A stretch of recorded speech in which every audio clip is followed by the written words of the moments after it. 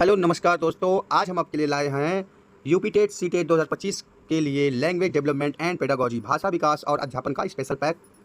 इसमें हमने कवर किया है भाषा अधिगम और अर्जन, भाषा अध्यापन के सिद्धांत, सुनने और बोलने की भूमिका, मौखिक और लिखित भाषा, भाषा कौशल, भाषा शिक्षण की चुनौतियाँ, भाषा दक्षता और मूल्यांकन, अध्यापन अधिगम सामग्री यानी TLM, उपचारात्मक अध्ययन, उपचारात्मक अध्यापन, रेमेडियल टीचिंग एंड संप्रेषणात्मक पद्धति। यानी यह सिलेबस के अकॉर्डिंग है। आपका सिलेबस थोड़ा भी इधर उधर नहीं है, एकदम सिलेबस के अकॉर्डिंग हम लोग चलेंगे। इस पैकेज में आपको top 50 most important question with answers मिलेंगे जो बार बार UP TET, C TET, REET, KVS, NBS और अन्य शिक्षक भर्ती परीक्षाओं में पूछे जाते हैं। तो आइए शुरू करते हैं। यह हमारा रिवीजन बूस्टर जो आपके CDP यानी चाइल्ड डेवलपमेंट यानी child development and pedagogy section को 100% मजबूत कर देगा। तो हमारा पहला चैप्टर है अधिगम और अर्जन। भाषा अर्जन कैसे होता है? प्राकृतिक रूप से, वातावरण से। भाषा अधिगम किससे होता है? औपचारिक शिक्षा, विद्यालय और शिक्षक से। भाषा अर्जन और अधिगम में क्या अंतर है? अर्जन प्राकृतिक होता है और अधिगम औपचारिक होता है। अर्जन का उदाहरण, बच्चा घर में भाषा सीखता है। अर्जन मतलब ग्रहण करना। अधिगम का उदाहरण, बच्चा स्कूल में व्याकरण सीखता है, तो यह अधिगम है। चैप्टर नंबर 2, भाषा अध्यापन के सिद्धांत। भाषा अध्यापन का सबसे प्रमुख सिद्धांत कौन सा है? तो बाल केंद्रित सिद्धांत। भाषा शिक्षण किस सिद्धांत पर आधारित है? संप्रेषण सिद्धांत पर। भाषा अध्यापन में पुनरावृत्ति किसके लिए आवश्यक है? तो अधिगम को अस्थायी बनाने के लिए रिवीजन जरूरी है। भाषा शिक्षण में ज्ञात से अज्ञात सिद्धांत क्यों उपयोगी है? क्योंकि बच्चे इससे आसान से कठिन की ओर सीखते हैं। सबसे पहले उनको आसान चीज़ें समझाई जाती हैं, बाद में कठिन की ओर ले जाते हैं। भाषा अध्यापन में अभ्यास का महत्व क्या है? भाषा दक्षता विकसित करने में अभ्यास बहुत ही ज़रूरी है। हर चैप्टर से हमने 5 क्वेश्चन लिए हैं। अगला चैप्टर है सुनना और बोलना, लिसनिंग एंड स्पीकिंग। भाषा का मुख्य कार्य क्या है? संप्रेषण, कम्युनिकेशन। भाषा अधिगम की पहली सीढ़ी कौन सी है? तो है सुनना, लिसनिंग। लिसनिंग प्लस स्पीकिंग किस कौशल में आते हैं? तो मौखिक भाषा कौशल में। सुनना और बोलना किस में आते हैं? मौखिक भाषा कौशल में। भाषा विकास में बोलने का महत्व क्या है? विचार व्यक्त करना और संचार। भाषा विकास में सुनने का महत्व क्या है? तो समझ विकसित करना। अगला चैप्टर है मौखिक और लिखित भाषा। मौखिक भाषा की विशेषता, तात्कालिक, अस्थायी। लिखित भाषा की विशेषता क्या होती है? अस्थायी और औपचारिक होता है। लिखित भाषा किस पर आधारित होती है? तो मौखिक भाषा पर। व्याकरण की भूमिका कहाँ है? मौखिक और लिखित दोनों भाषा में।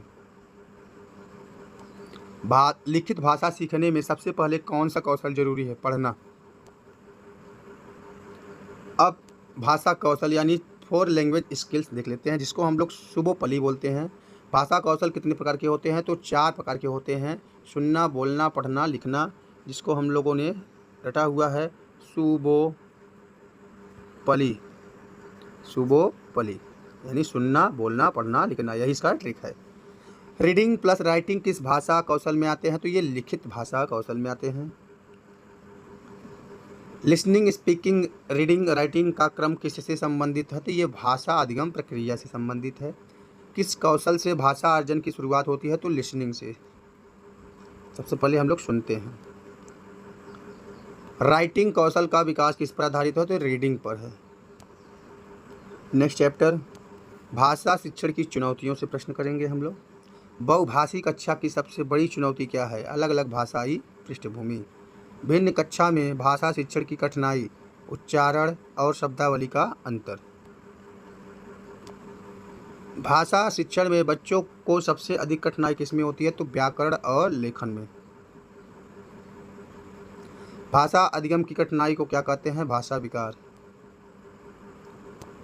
लैंग्वेज डिसऑर्डर का एक उदाहरण है हकलाना। अगला चैप्टर है भाषा बोधगम्यता और प्रवीणता। भाषा दक्षता का क्या अर्थ होता है? तो सुनना, बोलना, पढ़ना और लिखने की क्षमता। अगर ये सब आपके अंदर है तो आप भाषा के अंदर दक्ष हैं। लैंग्वेज प्रोफिशिएंसी का मूल्यांकन कैसे किया जाता है? तो मौखिक और लिखित परीक्षा द्वारा। भाषा बोधगम्यता का मूल्यांकन किन आधारों पर होता है? तो सुनना, बोलना, पढ़ना और लिखना। भाषा प्रवीणता का विकास किससे होता है? तो अभ्यास और गतिविधि द्वारा।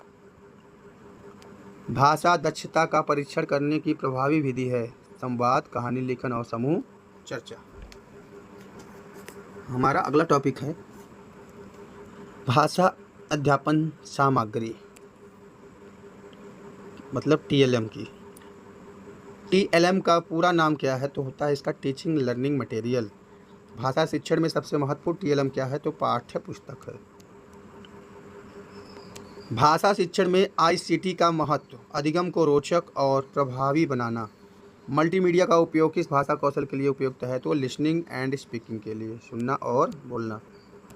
भाषा शिक्षण में फ्लैश कार्ड का प्रयोग कहाँ होता है? तो शब्दावली और उच्चारण में होता है। हमारा अगला टॉपिक है उपचारात्मक अध्यापन यानी रिमेडियल टीचिंग।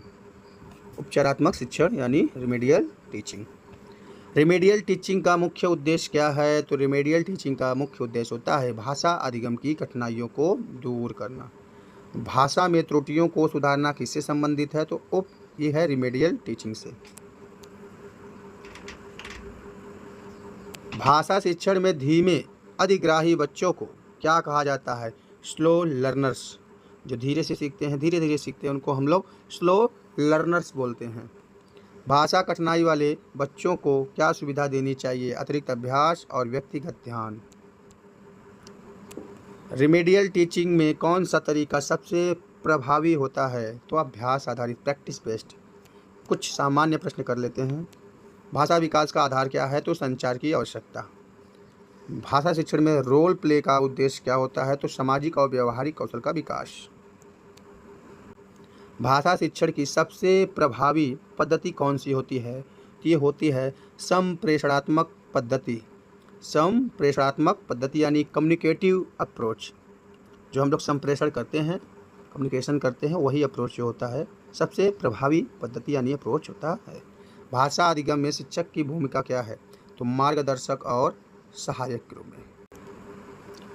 हमारा आखिरी प्रश्न है भाषा शिक्षण में निरंतर मूल्यांकन क्यों आवश्यक है? तो बच्चे की प्रगति पर लगातार नज़र रखने के लिए भाषा शिक्षण में निरंतर मूल्यांकन रखना आवश्यक है।